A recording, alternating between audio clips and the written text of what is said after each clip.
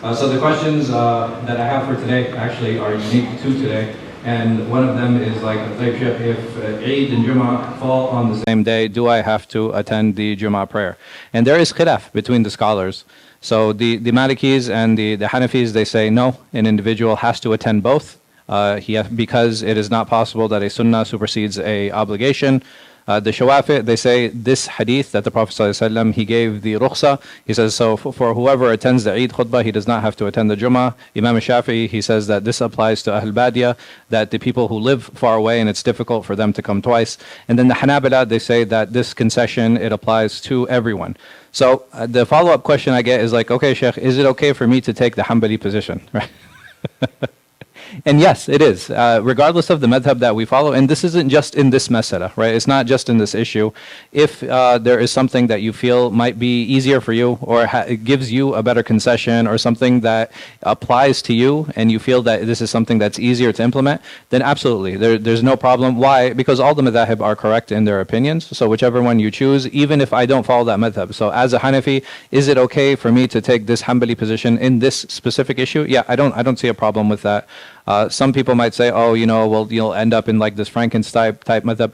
Most people, very honestly, I mean, if I asked you guys to name three books in your madhab, I highly doubt most of the audience will be able to even do that.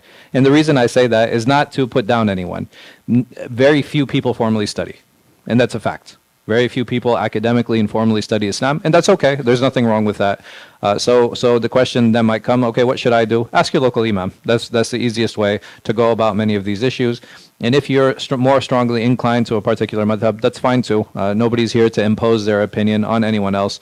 I am here, and like I've repeated many times before, to give you your options, right? There are a number of options available. Whatever you feel more inclined toward, whatever you're more convinced by, you're more than welcome to follow that, and there's not a problem with that, inshallah, and there's not an issue with that.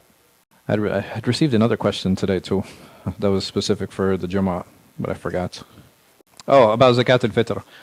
So the opinion of all the madhahib concerning Zakat al-Fitr, that it is an individual obligation, meaning, not an individual obligation, it is an obligation, and the head of the family pays on behalf of the rest of the family. So an individual who has a wife and 2 children, for example, he would pay 4. He would pay for 4 people. And when should it be done? The best time is before Salatul Eid, right? The best time is before Salatul Eid. All of the madhahib agree that it is recommended to give before Salatul Eid. If you have not given it as of yet, you still have the opportunity before the day ends, right? So before the day ends today, then please make sure, if you have not given your Zakat al-Fitr, to go ahead and stop by the office and give your Zakat al-Fitr, inshallah. Why do people keep dogs knowing that they're haram for personal use, to play and to breed, and to keep them for security? I don't have a dog, so I can't answer on that person's behalf. I would suggest you talk to the person who has the dog. So over here you added security. Security is a reason to have a dog. So owning the dog isn't the problem, right? It's where do you keep the dog is where the bigger issue is. If you have a dog for protection, then that's completely fine and reasonable. There are a number of people who have dogs for herding purposes as well. So if anybody has a lot of land, it's easy, you use what's called a herding dog to help herd sheep and to help herd other animals. So those are completely fine and reasonable. Like I said, the problem isn't with owning it. The problem is in where are you keeping it.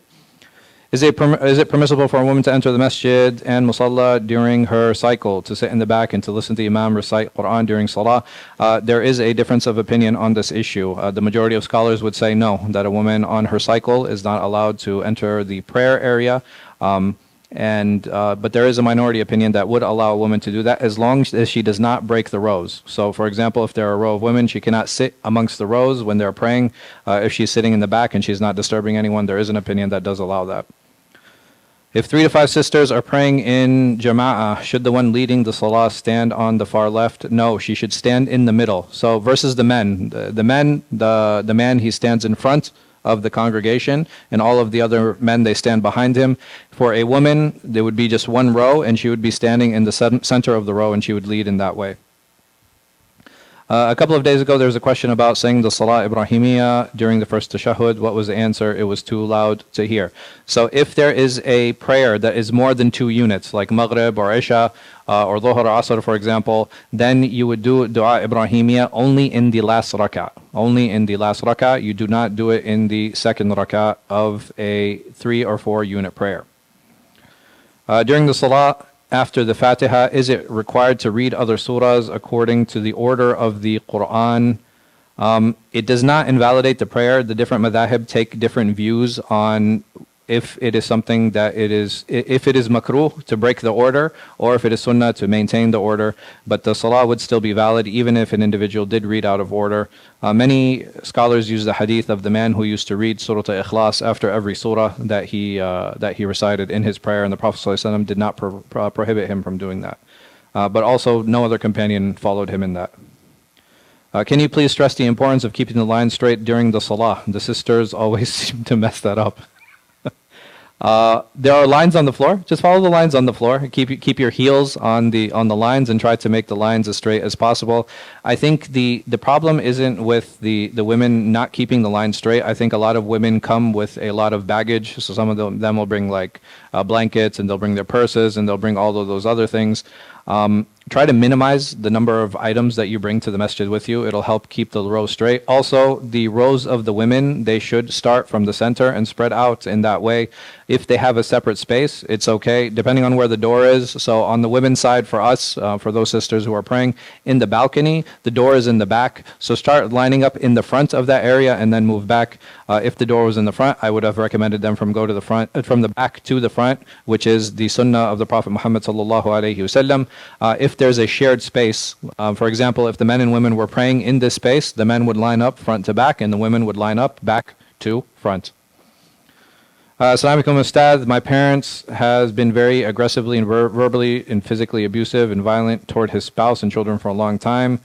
We've done everything in our power as parents to obey the Quran.